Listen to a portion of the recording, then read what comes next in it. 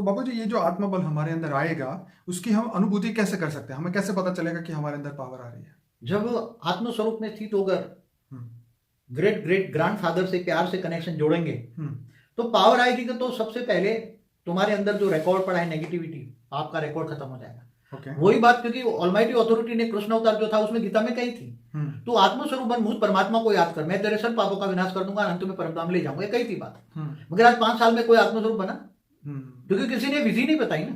5000 साल में। 5000 साल में, क्योंकि वो विधि कोई जान ही नहीं सकता। क्योंकि कृष्ण जो था वो रामकृष्ण ऑलमाइटी अथॉरिटी के अवतार थे, कोई विष्णु के अवतार नहीं थे। समझ में? ऑलमाइटी अथॉरिटी, वो 16 कला का नहीं था, वो तो बेहद की कला का अवतार था। वो ज्ञान इतना संपूर्ण दिया था।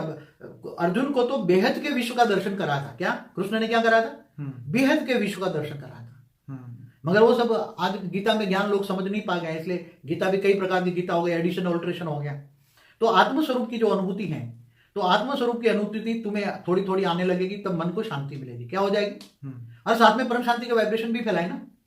नहीं, वो बात सही है, लेकिन मगर अब अनुभूति कैसे होगी? मगर साथ में थोड़ा थोड़ा प्रोसेस में एक साथ में परम शांति का वाइब्रेशन फैलाए ना। ओके। तो उसके कारण शरीर, महाकारण शरीर, सूक्ष्म शरीर में परम शांति का वाइब्रेशन फैलाएगा ना। ठीक है। तो परम शांति का वाइब्रेशन ओरा में जाएगा तो घर में भी परम शांति फैलेगी। दुश्मन भी मित्र बन जाएंगे। परम शांति का वाइब्रेशन फैलते फैलते फैलते चारों ओर दुश्मन भी मित्र बन जाए। जिस दिन तुम्हें समझ में आ जाए कि तुम्हारा मित्र भी तुम्हें मित्र कहेगा वो नहीं, मगर तुम्हारा दुश्मन भी तुम्हें कहेगा नहीं यार तेरे से परम शांति मिलती, ये स्टेज बन जाएगी। क्या बनेगी?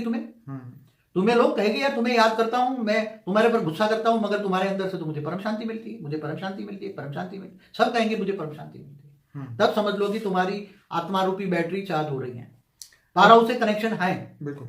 अब बाबूजी, एक आपने बात बताई थी कि सबको ये संकल्प करना है कि मैं बेहद की आत्मा हूं, तो क्या इस बिलीफ से हमारा आत्मबल बढ़ेगा? क्यों नहीं?